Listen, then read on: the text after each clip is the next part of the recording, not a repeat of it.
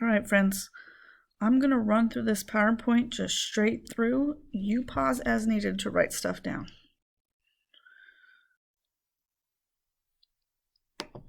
So so energy bar charts. So first off, on your notes, right here, all of these steps are going to be up here, and with this very first question, then we're going to draw most of our stuff down here in example 1. So like most of this PowerPoint is all right here on this front page. So here we go. Step 1. The example is right there. A hot cup of coffee cools as it sits on the table. So the first thing to do is determine what we're focusing on. Draw or write it in the circle. In this case, it's a cup of coffee. Honestly, I would just write coffee because that's really what we're talking about is coffee cooling down. Draw or write that in the circle, and then everything else just makes up the surroundings. So we're not even going to worry about it since we're just focusing on the coffee. Everything else we're going to call surroundings. The second step is determine whether chemical energy is involved. It's not ever, because it's coffee beginning and end. We don't have the same substance. What you write down is that underlined, no new substances formed, so ignore ECH. In fact, we're going to ignore ECH for all of these problems. The next is to assign phase energy values. In general, there's this little bullet that says, the energy is based solid, it goes in order: solids first, liquids, and gases.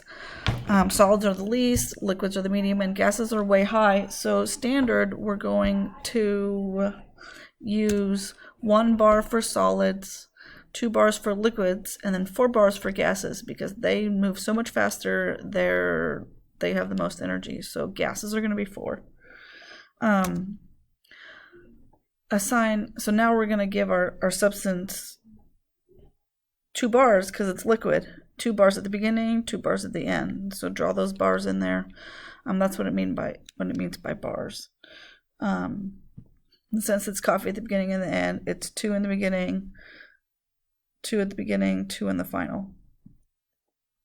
And then we do thermal energy. So there's our chart.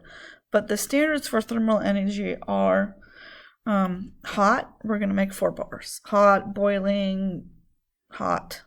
It could be 3 or 4, but we'll make it 4. Room temperature is going to be 2. That's just standard. It's an easy standard to think of. 0 degrees, we're going to make 1 bar because especially for water, frozen is 0. So it's 1 bar. And then anything below 0, we're going to just make a half a bar. And it's okay to do a little half. The next thing to do, then now we're going to put this in our chart. So what we have is we have a hot coffees, because we just said hot was 4. And then it cools off to room temperature. So at the end, it's going to be 2. Now, if you notice that there's not the same amount of energy at the beginning and end, so the final step is to show energy transfer. And this bullet right here is not on your note, so if you want to just maybe draw it off to the side of step 5, but energy transfer is shown by arrows, pointing into or out of the system, meaning into or out of the circle. Because, we did the icy hot lab and we used the burner to heat it up, so we were adding heat.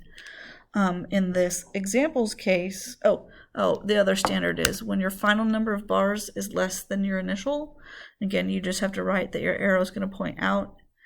When the final number of bars is more than initial, arrow points in. So less than, it means energy left, energy is going to go out.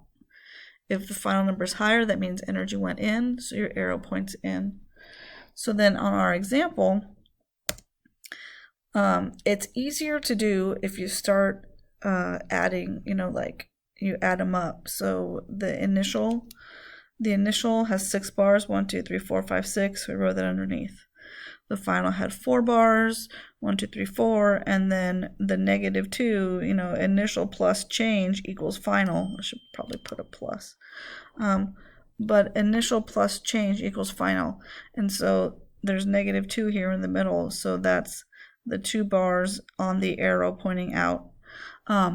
This Q means heat. Remember when we did the two tables about temperature and heat? Q is just the symbol for heat. It just means heat left our cup of coffee.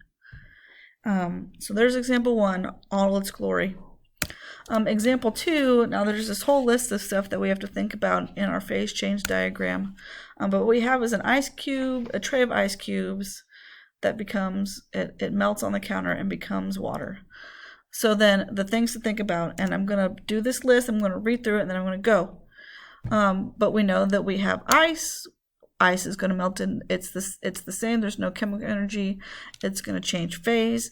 It's going to increase temperature. So now, on our bar graph, this little bullet says the choice of thermal is arbitrary, but we kind of made the standard a little bit before. But since it says in the problem, our ice cube tray, ice tray, and again the tray isn't important. It's ice. So what we have is then phase first. I always do phase first because that's the easiest one to think about. So phase, it starts off as ice. So ice is 1, and it melts to liquid, so it would be 2 bars in the end. The temperature transfer change, then at the beginning, it's -8. We've got -8 at the beginning. So in the beginning, it's got a half a bar. And then it says it cools to room temperature, or heats up to room temperature. So room temperature is 2 thermal energy.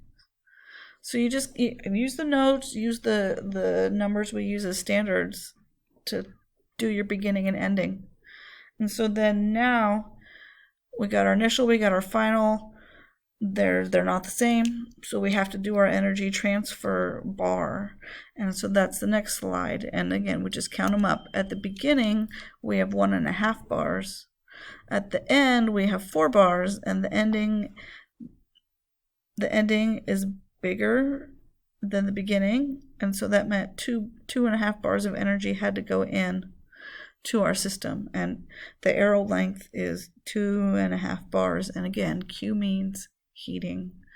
We have an in arrow, and the end of the arrow is the bars. All right, example 3. A can of cold soda warms as it is left on the counter. Okay, so now I always start with phase, right? So it's just soda, so that means that it's liquid at the beginning and at the end. Those bars are supposed to be too big. My pen's not drawn quite well. And all it's doing is warming up. So cold is at the beginning, cold is 1 bar. And if it's sitting in a room, it will warm up to room temperature. So finally, the final temperature would be 2 bars. Oh, I guess I forgot to write soda in the circle. So then, okay, that's what you get. You got your phase and your thermal, and then you start counting up your bars. So at the beginning, there were 3 bars. At the end, there's 4 bars. And that means plus 1.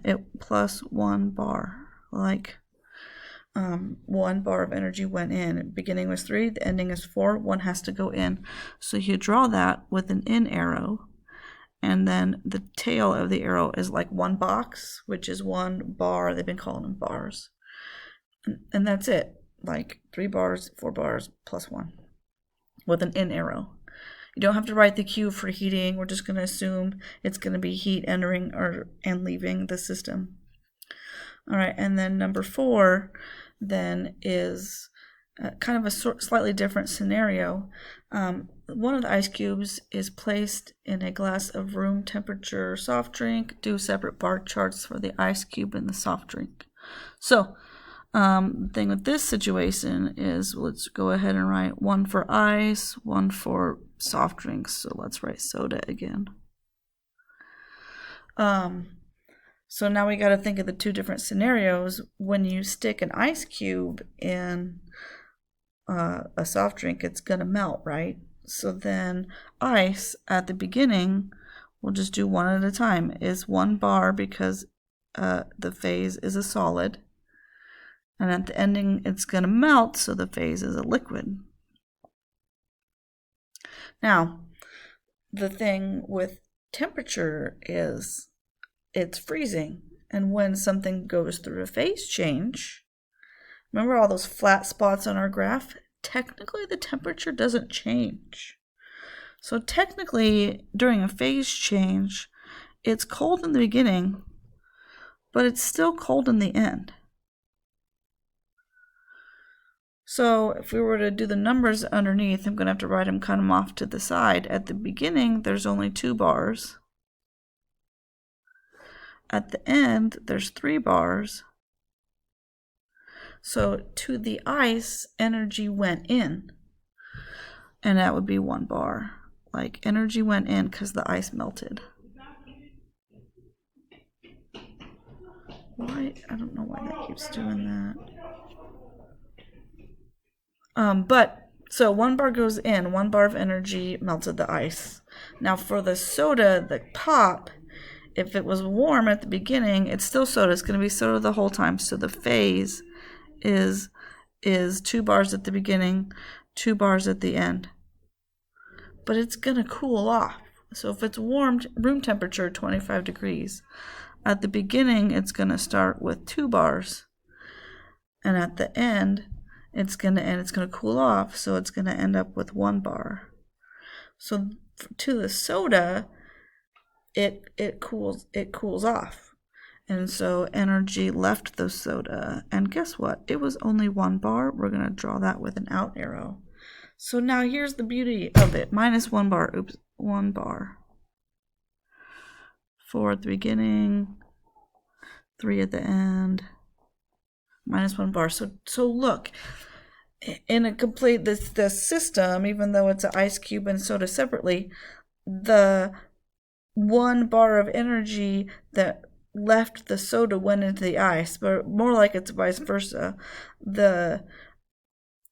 Actually, no, that's exactly what happened. The 1 bar of the reason why the soda cooled down is because it gave its energy to the ice, which in turn cooled it off. Which seems backwards. People don't want to think of it that way. They want to think cold transfers into, but no, warm transfers. The warm soda gave its energy to the ice to make it melt, and so the soda cooled off as a result. So then, the very last thing on here that says describe how the arrangement and the motion of the particles in each system change. Well, let's see. The only thing that would have changed for the ice is that their arrangement changed. The only thing that would have changed for the soda is that they would have slowed down. So that's those notes. Get worksheet 3 done. Monday we'll go over both worksheet 2 and worksheet 3. And then you start final review.